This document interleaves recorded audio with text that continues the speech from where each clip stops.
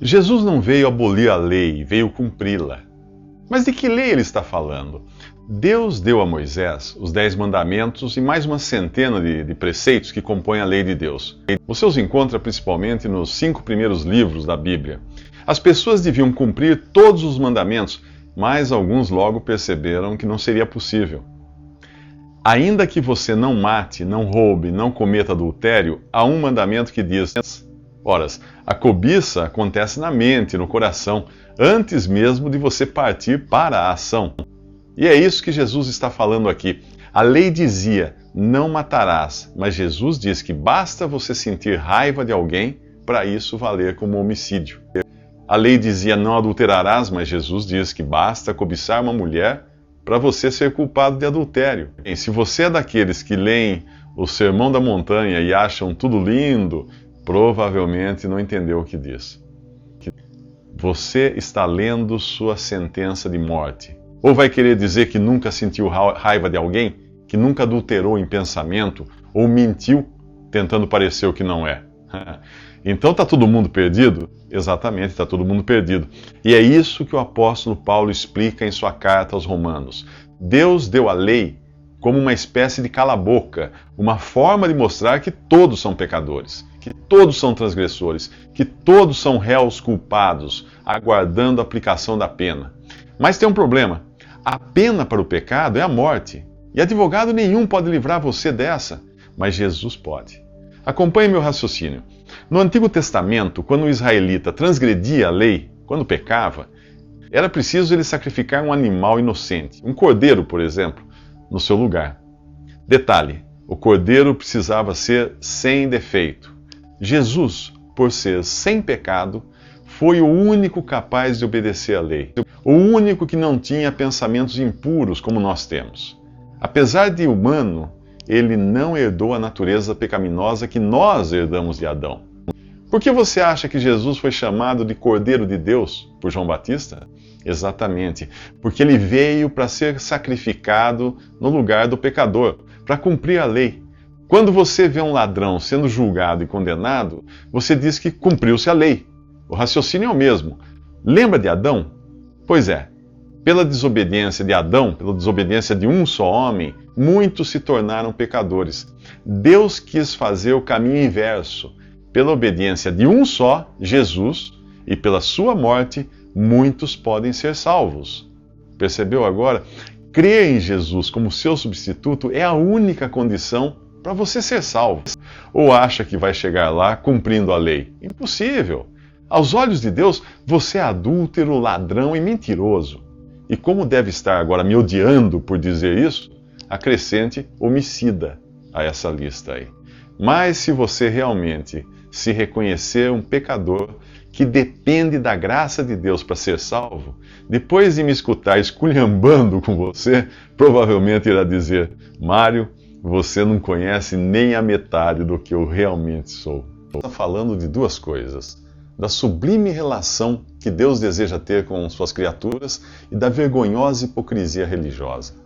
A primeira coisa que chama a atenção nesse capítulo é a palavra Pai. Ela aparece 10 vezes nos 18 primeiros versículos do capítulo. Nunca antes um judeu tinha chamado a Deus de Pai. Pode conferir, em todo o Antigo Testamento, ninguém ousaria ter tamanha intimidade e familiaridade com Deus.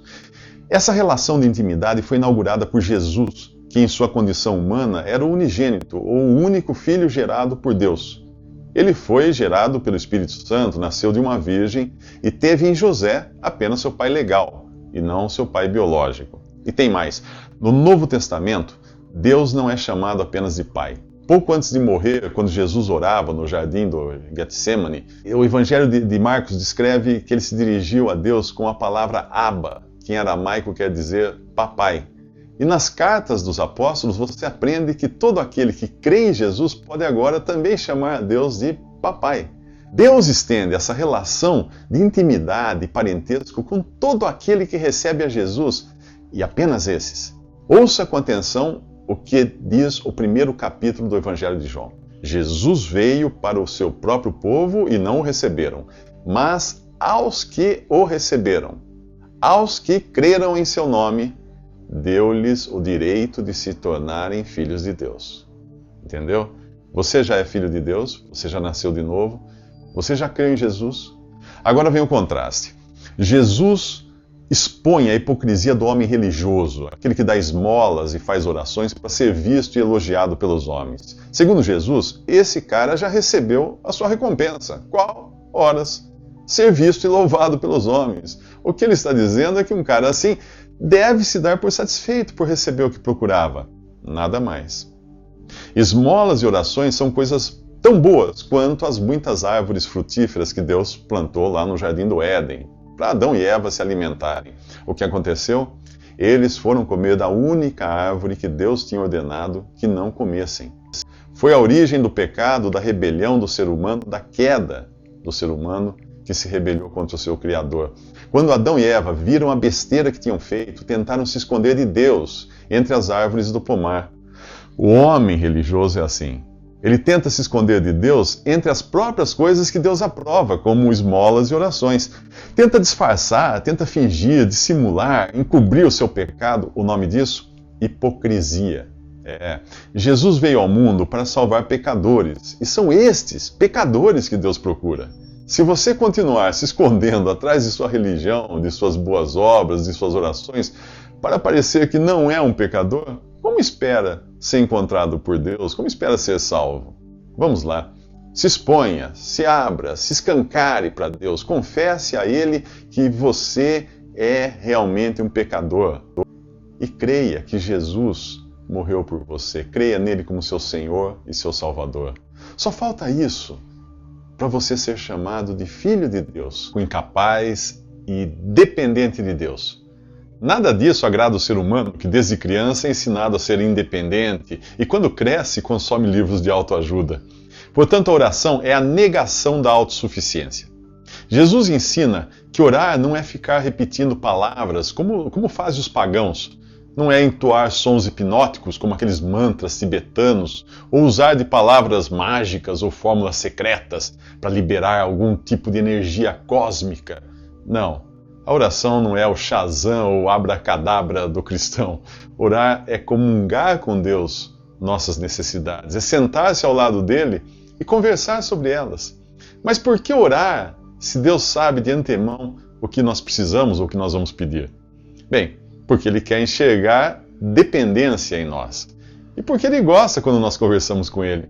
Orar é fazer o caminho inverso do homem no Éden, que quis ser independente de Deus, autossuficiente, dono do seu próprio nariz. A oração nos põe de volta em nosso devido lugar. Antes de ensinar a oração conhecida como Pai Nosso, Jesus condenou a mera repetição. Você se lembra disso? Repetir as palavras. Portanto, o Pai Nosso não é uma oração para ser repetida. Trata-se de um modelo de como nós devemos orar. Não é o que, mas o como. Primeiro vem o reconhecimento da posição que Deus ocupa no céu, acima de nós, e também o reconhecimento da sua santidade, que significa a separação de todo o mal. Equivale reconhecer que os nossos interesses particulares podem não ser os interesses de Deus. Ele vê o cenário de todo lá de cima e ele sabe o que é melhor para nós. Daí, depois disso, venha a nós o teu reino, e não o contrário. Os interesses do céu devem prevalecer sobre os da terra. É só após reconhecermos o que Deus é e que Ele tem a primazia, só depois disso que vem os pedidos, que são basicamente para o suprimento das necessidades físicas, proteção, e intercalados com um pedido de perdão. Mas esse perdão não é o perdão judicial de nossos pecados que nós recebemos por graça e pela fé em Jesus. Aqui é um perdão parental, é um perdão relativo. É a condição momentânea para recebermos o que pedimos. É como se meu pai dissesse: Marinho, você não vai ganhar a bicicleta enquanto não fizer as pazes com sua irmãzinha. Mas como perdoar? Com o perdão de quem já foi perdoado. Aí sim, é o perdão judicial absoluto. Para entender melhor isso, veja como o apóstolo Paulo coloca o perdão em uma carta que ele escreveu aos Colossenses. Assim como Cristo perdoou vocês, perdoem também os outros. Do ponto de vista judicial, só consigo perdoar porque fui perdoado, já fui perdoado. E você já foi perdoado de todos os seus pecados? Esse perdão pleno e absoluto você só obtém porque Jesus pagou o preço em seu lugar. morrendo na cruz e ressuscitando. Deus quer perdoar. Quando estiver o seu tesouro, aí estará também o seu coração. E eu pergunto, onde está o seu tesouro? Tesouro é qualquer coisa que a gente deseja mais do que tudo. É a prioridade máxima, é a nossa razão de viver. Toda pessoa tem ou está procurando algum tipo de tesouro. Pode ser dinheiro, pode ser família, relacionamento. Como saber se é um tesouro? Se você achar que não pode viver sem, ou que só vai ser realmente feliz se conseguir aquilo, então é o seu tesouro. Pode ser algo tão banal quanto emagrecer e melhorar de aparência. Você já ouviu falar de pessoas que morreram tentando? As pessoas são capazes de qualquer coisa para ter um tesouro estético. Já ouviu falar de alguém que matou ou morreu pela pessoa amada? Aquele relacionamento era o tesouro, o senhor da vida daquela pessoa. Avalie os seus tesouros no longo prazo e você vai entender o que Jesus quis dizer. Em 100 anos, todas as pessoas que você conhece hoje estarão mortas. Na melhor das hipóteses, se você tiver sido alguém de destaque, colocarão um busto seu em alguma praça para sua cabeça virar latrina de pombo. Mas nada mais que isso. Quando Jesus usou a expressão servir a dois senhores, estava falando da relação escravo-senhor. E eu nem preciso lhe dizer como é fácil nos tornarmos escravos do dinheiro, da carreira, do sucesso. Todas essas coisas podem ser boas, podem ser lícitas, mas Deus não quer que sejam o centro e a razão do nosso viver. Deus reivindica esse lugar. A diferença é que quando é Ele quem ocupa esse lugar, já não somos escravos, mas filhos. Todas as outras coisas são conseguidas com esforços. Deus você consegue quando descansa, quando entrega os pontos, quando coloca em sua vida uma daquelas faixas sob nova direção. Só em Deus você encontra descanso, porque Ele fez todo o trabalho. Só em Deus você encontra plenitude, porque Ele é Deus. Mas de que Deus eu estou falando? Do único Deus, do seu Criador, daquele que espera que você faça algo para se salvar? Não, daquele que não espera, mas que providenciou tudo para você poder chamá-lo de Pai. O Deus que enviou o seu Filho a este mundo para morrer, para a sua salvação, e ressuscitou para a sua justificação. Eu não disse que alguém é capaz até de morrer por um tesouro?